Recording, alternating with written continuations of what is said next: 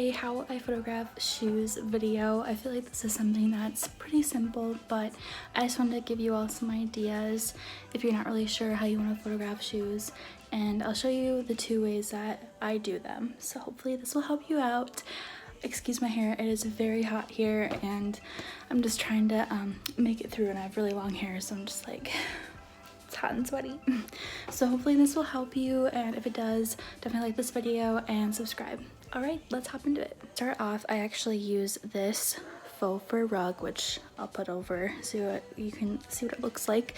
But this is from Five Below, and it's like meant for a bedroom, like for a floor or like a dorm room, but it's perfect for pictures, especially shoes. I used to use this for flat lays, like when I did clothing flat lays, but now I use a wall with like a wooden hanger, just because I think it looks a little bit neater than some of the flat lays that I used to do. The shoes I'm listing today, they are both from the thrift store. I bought them for myself and I was cleaning out my shoe closet and I just don't wear them anymore.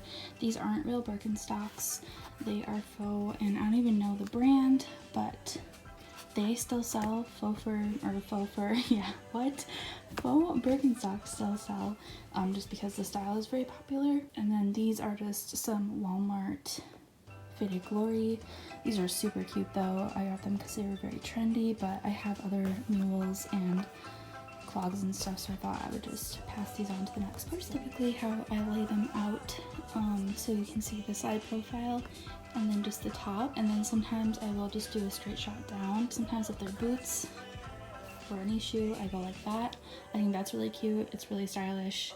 I don't know, it's up to you, whatever you're feeling, and I'll show you the other way that I do. Sometimes I'll also just hold them up like this, and I don't know, I feel like it's kind of a cool layout as well. So that is how I simply photograph my shoes. It's really, really breezy. It takes me like under 5 minutes to photograph each pair, and probably more than like 2 minutes at the most. I got everything either at the dollar store or Five Below. You don't have to spend a lot of money if you want to take really cute photos for your Poshmark or Mercari shop. I list my shoes on all of the websites that I sell on, which I'll have all down below if you're at all interested. Yeah, it's really simple. You don't need a lot to do it. You can go to the dollar store and get tag board and just use like a white tag board or a colored one if that's something that you want to do. You can actually, I saw someone do tag board and then they got contact paper from the dollar store as well, which I thought about doing.